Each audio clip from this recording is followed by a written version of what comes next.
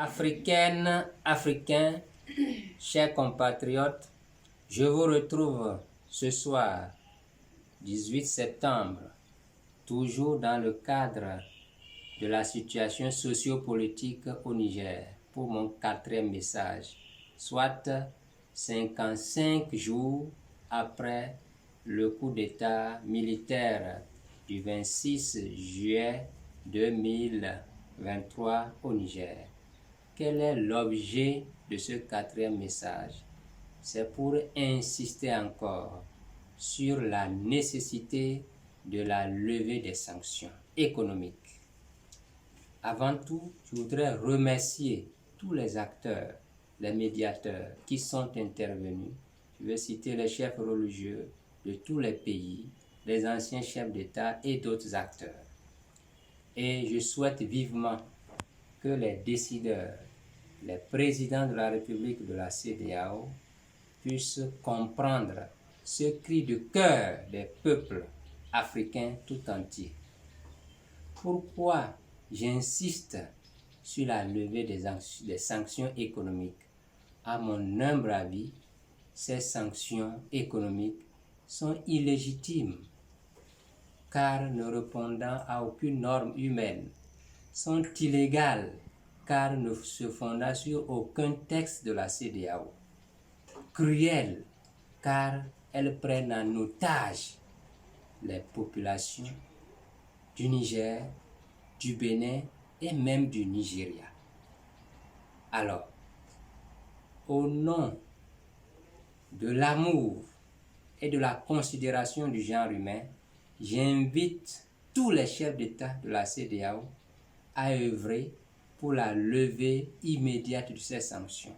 Le peuple n'a pas besoin d'être pris en otage par la CEDEAO, car le peuple a besoin de la libre circulation des biens et des personnes.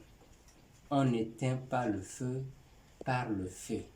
À un problème donné, il faut trouver des solutions intelligentes. C'est ça qui caractérise le genre humain.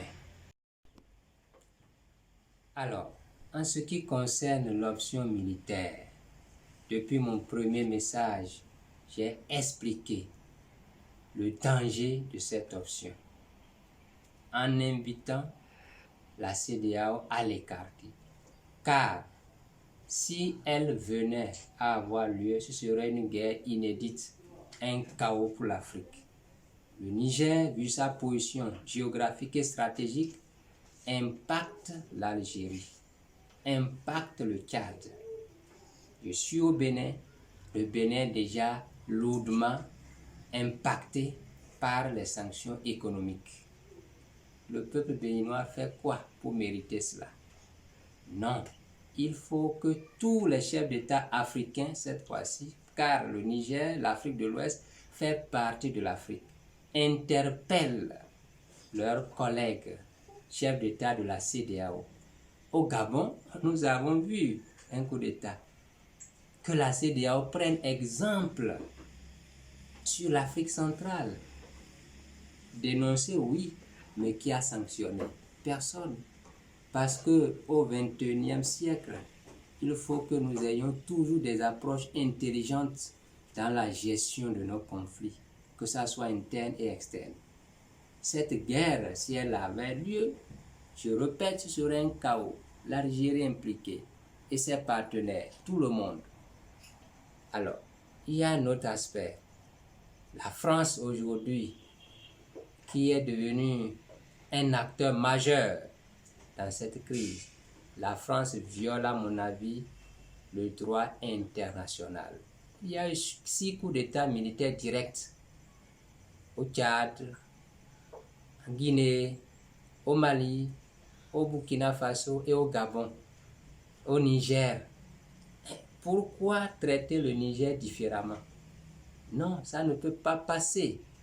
Et c'est là j'invite maintenant tous les autres chefs d'État du monde entier à interpeller la France afin que l'Afrique retrouve sa stabilité au Niger. En ce qui concerne la prise du pouvoir par coup d'État, je dénonce ça. Nous sommes beaucoup à dénoncer cela. Mais la solution n'est pas une option militaire. On a souvent rappelé la cause de ces coups d'État militaires directs. Ça, c'est mon interprétation. Parce qu'il y a des coups d'État militaires indirects. En cas de remaniement ou bien de tripatouillage de la Constitution, troisième mandat, c'est un coup d'État militaire indirect fait par un civil.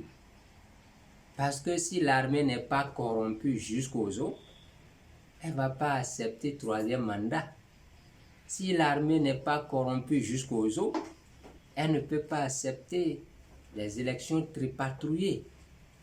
Donc, pour qu'un civil se maintienne au pouvoir pendant plusieurs années et aussi même en violant toutes les dispositions de son État, c'est que c'est avec la complicité de l'armée, d'où un coup d'État militaire indirect.